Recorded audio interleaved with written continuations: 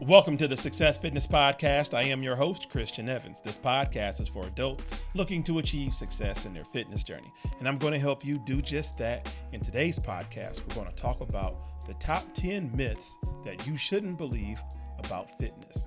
But first, a word from our sponsors. Are you looking for a personal trainer that will focus on you to help achieve success in your fitness journey? If yes, please book your in-person or Zoom one-on-one personal training sessions with me, Christian Evans, at christiansweightsuccess.net. Before we get into the top 10 myths about fitness that you should not believe, please do me a favor and hit the subscribe button on this podcast. If you're on YouTube, if you're on Spotify or Apple Music, please go ahead and hit the follow button. So let's go ahead and get right into it.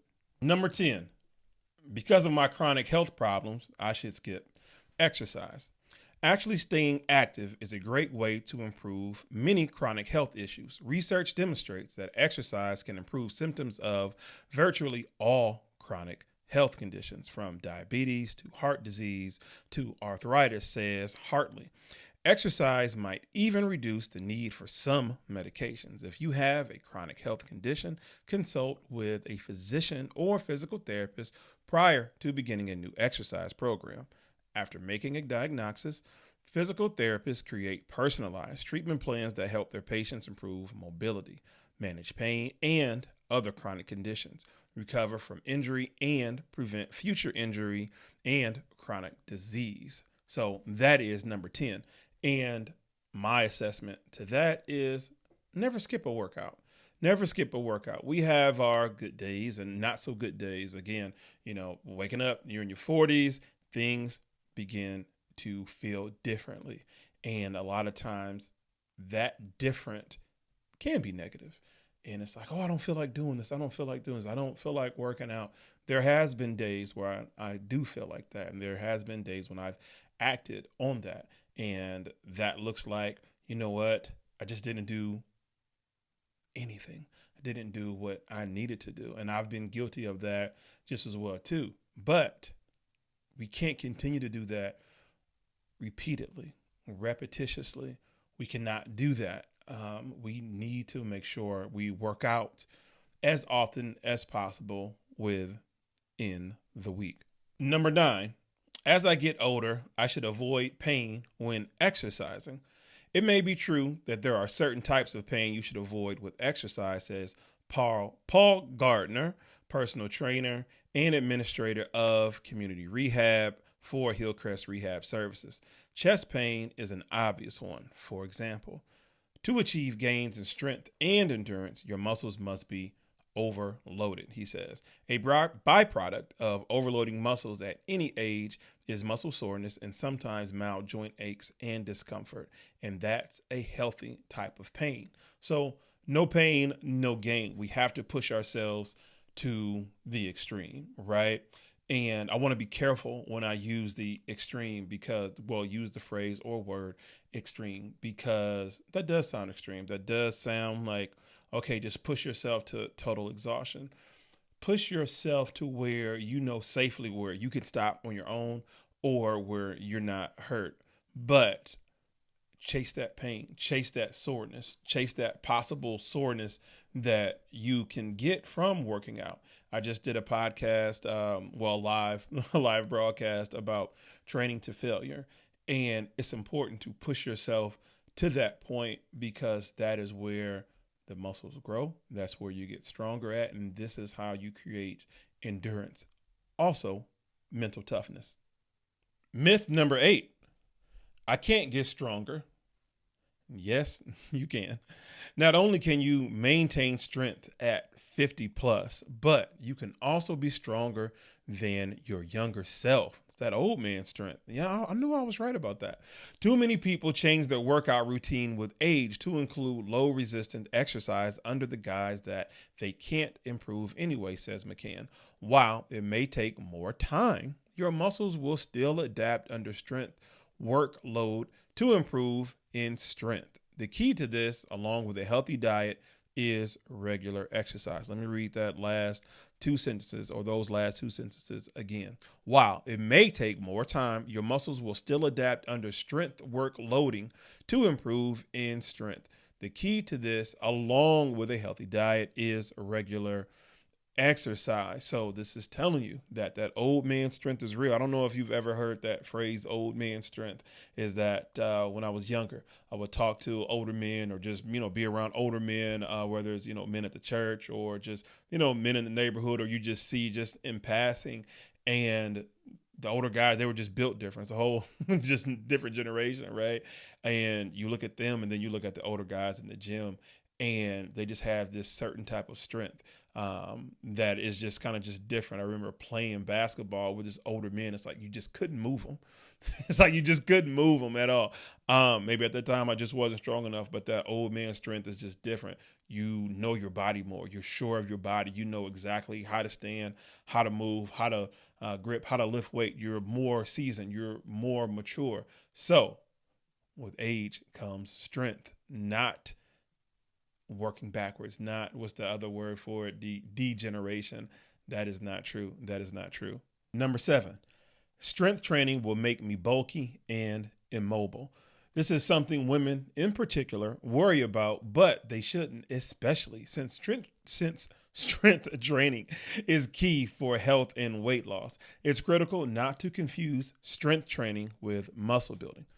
Very critical, says Jonathan Sullivan, PhD and owner of Gray Steel Strength and Conditioning. Bodybuilding is a sport focused on producing an extreme hypermuscular physique for competitive or aesthetic purposes. Strength training is directed at the cultivation of strength, fitness, and health. For the vast majority of women, even heavy lifting will only tone their bodies. So I'm very confused about where that narrative started. Like, I don't want to get bulky, so I don't want to lift weights. And I'm just confused by that. I'm like, where did that start? Because maybe it's me. Maybe because I'm in the fitness industry, and I pay attention to how things are done, can be done, and results of said thing.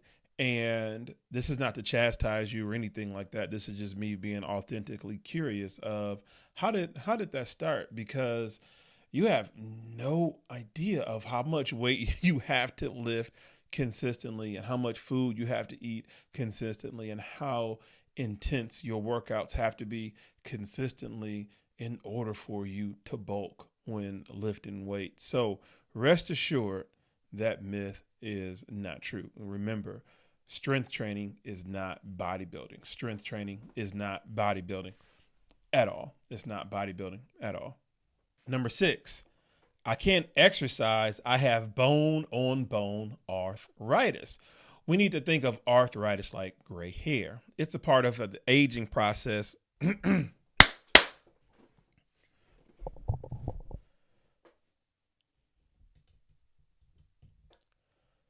Number 6, I can't exercise. I have bone-on-bone arthritis. We need to think of arthritis like gray hair. It's a part of the aging process, says Previtt. That said, studies looking at people with no pain in their knees have found signs of bone-on-bone arthritis. Many people with signs of arthritis on an x-ray report no pain in their knees. So you can exercise even if you have arthritis. It will not accelerate the development of arthritis, especially if you exercise under the guidance of a well-trained healthcare provider or fitness professional. Me. It's also worth mentioning that keeping your weight in check is one of the best ways to ease these symptoms. Knee pain, knee discomfort, knee pain, knee discomfort, knee pain, knee discomfort. This is one of the top ailments in regards to my clientele that they talk to me about trying to help relieve, alleviate, or reduce. And the bottom line is that you do have to keep the weight off. There's so much pressure. I read something like for every pound off, it's like 6 pounds off of your waist, your pelvic area, and 4 pounds off of your knee, far as for pressure. If you have that article, please, can you attach it in the comment section? I don't know, but I did read that and it made sense. Hopefully, it's true. If not, that's a good, what you will call little tidbit to possibly think on. Either way, there's no bad result on your knees in regards to dropping the weight. But always remember safety first. Number 5, high intensity interval training is dangerous, aka HIIT. Time and time again, research has demonstrated that high intensity interval training is one of the most effective ways to get in shape. If you're uncertain about this technique, sign up with a fitness professional. I can't read today. Sign up with a fitness professional to ensure success, Jones says. But remember, that is a form of training that can be effective for people of all ages. HIIT has even been shown to be helpful for people that have heart disease and diabetes. Now, I love HIIT. I love high intensity interval training, right? And intensity can and is subjective, right? So when we hear the word intensity, we just think about just sweat just pouring down our face. Your face is red as this shirt. And while that can be true, it doesn't necessarily have to be blanket. I like HIIT training because I can put multiple exercises in a block, in a circuit, right? And it helps give a more complete workout, in my opinion, right? In my opinion, how I set my HIIT workout for myself and my clients, I have various different intervals, right? It's doing an exercise for X amount of time with X amount of rest, and then you move on to the next exercise and repeat for a certain block of time. Now you can change the modality, you can change the resistance, you can change the intensity, but all of that, and that's the beauty of it. It's so interchangeable. It's so interchangeable. HIIT is fun. And like I said, it's how I train most of my clients. And again, intensity is and can be subjective, and it's a way to get multiple exercises into your workout. So this is a great way to keep it moving. Number 4, always see a doctor before you start an exercise program. According to Dustin Jones, physical therapist and creator of the Senior Rehab Project, generally healthy people don't need to consult with a doctor. The American College of Sports Medicine has loosened its recommendations in order to get people moving. You should see a doctor before you start a program if you have any current symptoms or a history of cardiovascular, metabolic, or renal kidney disease. Otherwise, just consider your current level of activity gradual progress from here. Let me read that sentence again. I didn't think I read that right. Otherwise, just consider your current activity levels and gradually progress from there. Sounds a lot better. So what that's basically saying is whatever your current physical level or physical activity is right now in this current day and age, just improve on that. Just improve on that, but make gradual steps. Nothing has to be going from 0 to 60. Let's go from 0 to 10 miles per hour first, right? You know what I mean? Let's just creep up down the street, right? And then as we get momentum, we go from 10 miles per hour to 15 to 20 to 25, right? So just take baby steps. But the most important, keep it moving. Number 3, we're in the top 3. And if you haven't done it by now, please subscribe to this channel. And if you haven't done it by now, please go ahead and sign up to my weekly newsletter. So, number 3, I'm injured. I should wait to start working out. Doctors encourage people with hip or knee replacements to start moving as soon as possible. The reason is that keeping circulation strong and active can help speed healing. So, if you have an injury, talk to your doctor or work with a trained professional to get back on your feet. There is plenty of research that indicates a substantial pain benefit from starting a basic exercise program. Improving strength and flexibility helps reduce joint irritability and improve joint lubrication. He points to research demonstrating that exercise can reduce the psychological and emotional stress that can exacerbate pain. It's a lot of big words here, but my interpretation is that you have to just go through it. I've been through plenty of injuries, and right now, currently as I speak, I have a heel issue that I'm going through. I don't know if it's, how you say that right, plantar fasciitis, but anyway, I got some hookah shoes. I call them hookah shoes, hookah shoes, and they've been helping. And it's like I can't just sit still. I have plenty of experience of when I sit still, it looks like and seems like and it feels like, and the result is the injury doesn't get better. And yes, there comes a point in time when you do have to rest and heal an injury. I get that. But at the same time, it's only going to heal so much until you put some blood in that area. I've had several injuries, and the one way where I got over them, I went right through it. You got to go right through it. You got to go right through it. Injuries won't go anywhere until you attack it full force and right through it and right through it. Number 2, walking is enough. Walking is great, but your body needs more. The greatest long-term benefits of exercise stem from working your body into overload, meaning pushing strength, flexibility, and cardio conditioning to force your body to adapt to more stressful requirements, explains McCann. While there is research connecting some walking to basic heart health, walking alone does not stress your heart enough to create true cardiovascular improvement. Try building in some intervals, short bursts of fast walking or jogging into your walks, and make time for strength training as well. He says, if you're not a fan of running, then try these 10 busting exercises, 10 calorie busting exercises, and has a link to that. But walking is not enough because you got to do more. You have to add stress. Stress makes us strong. Weight is stress. # more weight. It does make us stronger. It does make us stronger. This is science. This is a life lesson. Stress can make you stronger, right? Well, are you going to buckle? Are you going to remain just cold? Because pressure either busts pipes and it makes a diamond, can make a diamond from coal. So you need that pressure to become greater. You need it. So you got to do more walking. You got to do more than just walking. You got to lift weights. You have to strength train. You have to speed walk, even a light jog, something to where you have to get your heart rate up because walking simply is just not enough. And the number one myth that you should not believe in fitness is that it's too late to start. I haven't exercised my whole life, so it's too late to start.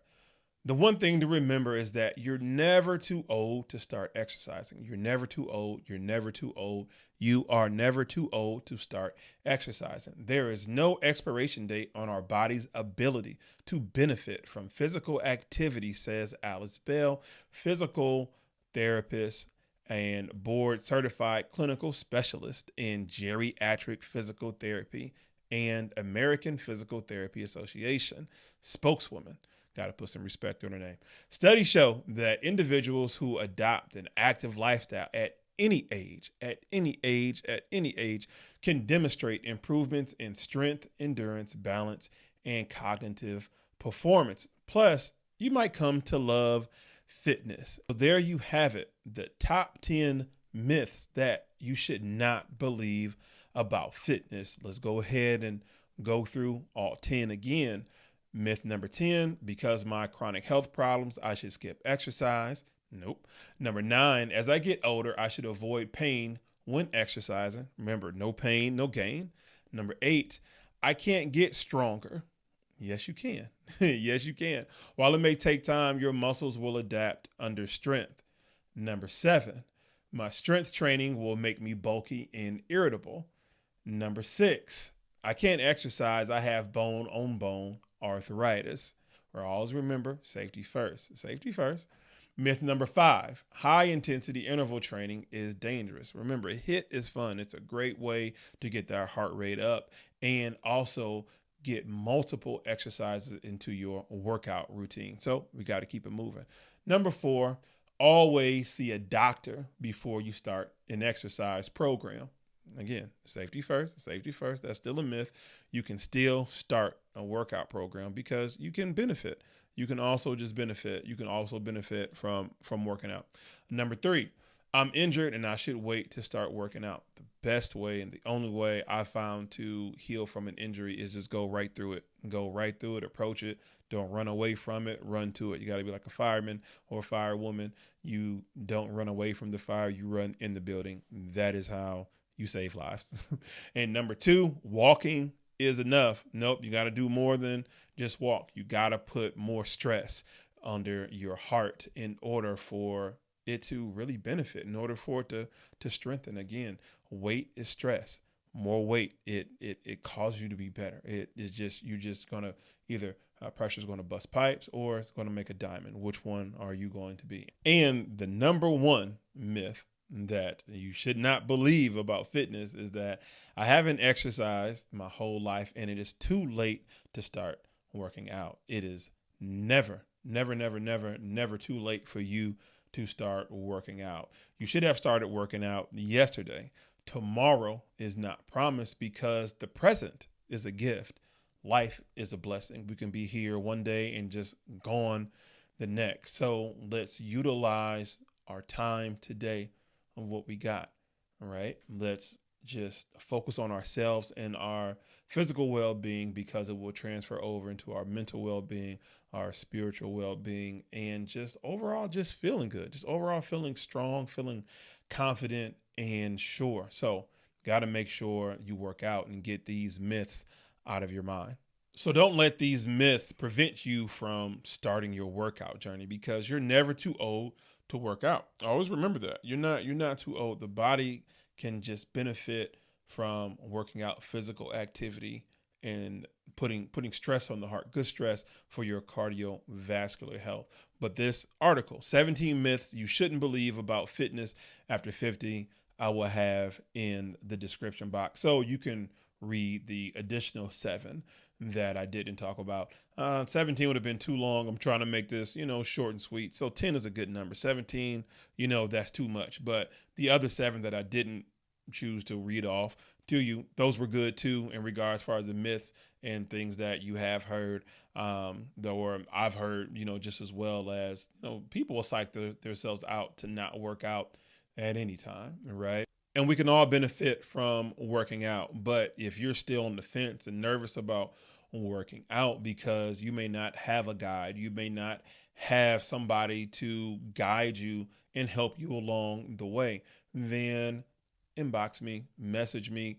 I have my link URL in the description. Therefore, you can go to my website, christiansweightsuccess.net, and find a program that can work for you. I do one-on-one online training just as well as in-person training.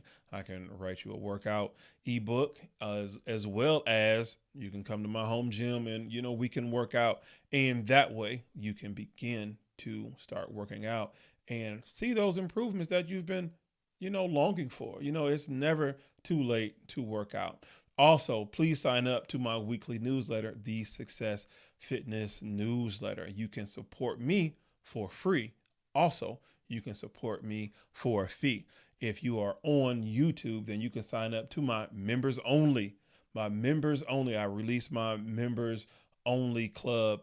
I have a more coffee tier and also have a more weight tier. Now, the members only, you will get early access to these podcasts, to this podcast, early access to shorts and live workouts, and also YouTube lives. I've been going live for the past couple of weeks, going live talking about my pre-workout routine and my post-workout routine just as well too. So get in on that while you can, while the price is still right. But this podcast is a way for me to share my experiences, share my knowledge with you, and, just support. And if you're on Spotify, you can support also for a monthly fee, just as well. But other than that, I have so much information that's out there for free on my YouTube channel. I have over 1,200 videos in regards to workout routines, meal prep tutorials, podcast. So there's a lot of free stuff. I just ask for some financial support to keep this podcast going, and just support. So I appreciate you taking time out of your day to listen to the Success Fitness podcast. And remember, stress, you need some type of stress in your life to make you stronger. And remember, if it's not making you stronger, simply chant more weight, more weight, more weight. Peace out.